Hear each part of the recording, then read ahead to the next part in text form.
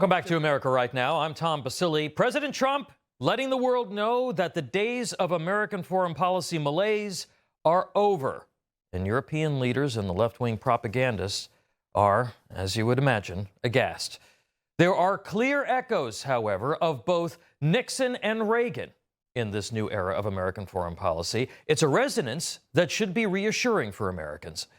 European leaders can sit at dinner and they can hold their multilateral summits all they want, but they can't escape history. Europe has been fractured by culture, language, and ancient animosities that have kept the region in some stage of conflict for centuries. In the last century, European conflicts ignited 2 world wars that were the deadliest in human history. European leaders have allowed their nations to be overrun with refugees from the Middle East, illegal immigrants. They have bowed to the climate mob at the expense of their competitiveness. And most relevant to the Ukrainian situation, they've allowed Russia to continue its energy blackmail of the continent. What Trump is doing is asserting U.S. leadership. It's not a new concept. During the Obama and Biden years, 12 of the last 16 of U.S. foreign policy, a principal tenet of the lead from behind strategy, remember that, was to allow the EU and the fragmented powers of NATO to assert greater control over the strategic direction of the alliance.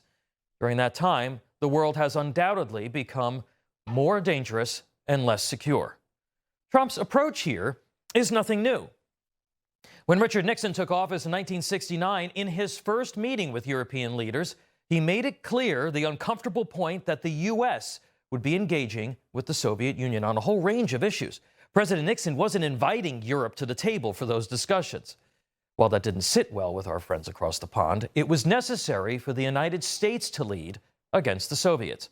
During the Reagan administration, there were significant disagreements, however polite, between Thatcher's government, the European mainland, and the United States about how to deal with the Soviet threat. Reagan listened to his counterparts, but there was never any doubt that he was the one driving the strategy that would ultimately end the Cold War. President Nixon made it clear during his first term that as the United States attempted to extricate itself from Vietnam, Asian countries would be expected to better handle their own security affairs unless threatened by a nuclear power. Similarly, Trump is making it clear that Europe must step up in its own collective defense. That's not abandoning a United States leadership position. It's reinforcing it. President Trump is right to blast Europe for its hypocrisy and its impotent attempts to curtail Moscow's imperial designs. Remember, George W. Bush advocated for Georgia's inclusion in NATO to help protect it from a Russian invasion. Europe said no, and Putin rolled right across the border. Then more recently, there's this. Europe has sadly spent more money buying Russian oil and gas than they have spent on defending Ukraine, by far. Think of that. They've spent more buying Russian oil and gas than they have defending. And we've spent perhaps $350 billion, like taking candy from a baby. That's what happened. And they've spent $100 billion. What a difference that is. He's right. Since Russia's invasion of Ukraine, according to the Center for Research on Energy and Clean Air, EU nations have spent more than $220 billion on Russian gas.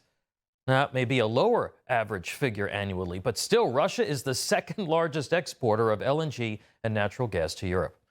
The Trump administration is further justified in reclaiming the lead on policy, not only because American taxpayers are paying for the majority of the security costs, but because many of even our closest allies are slipping back from the basic values that characterize the free Western nations. Vice President J.D. Vance's speech in Munich made it plain, and it was completely appropriate.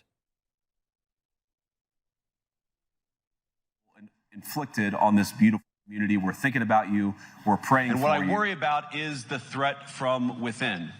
The retreat of Europe from some of its most fundamental values, values shared with the United States of America. He went on to cite instances in Germany, Sweden, Belgium, Britain, and Scotland, among others, where freedom of speech, religion, and conscience are under attack. This last October, just a few months ago, the Scottish government began distributing letters to citizens whose houses lay within so-called safe access zones, warning them that even private prayer within their own homes may amount to breaking the law. Naturally, the government urged readers to report any fellow citizen suspected guilty of thought crime.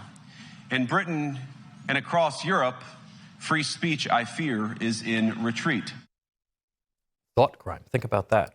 Despite all the data and the historical benchmarks, we've been so conditioned to think that Europe is some exemplar of values. That's the result of the Eurocentric policy of the likes of John Kerry, Joe Biden, Antony Blinken, and the mantra of the liberal DC think tanks.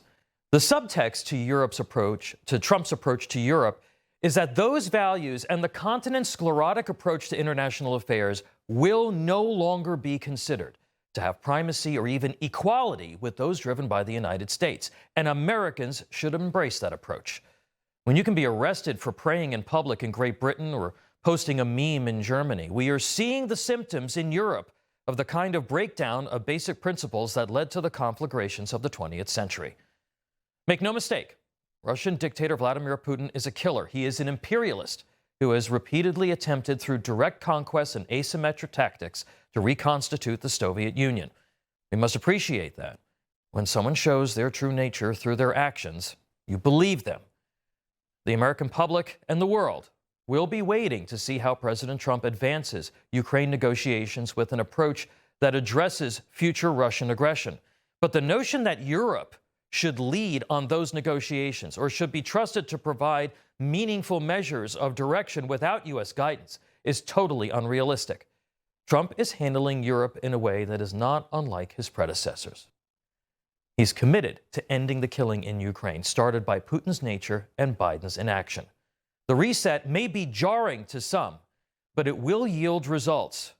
Europe can't escape its history of dithering and division. It also can't look east for friends. And make no mistake, it is in the East, in the effort to cage the bear and tame the dragon, that Europe and America together will face their greatest challenge. Information. Truth. Is freedom. Is Newsmax. It's real news for real people.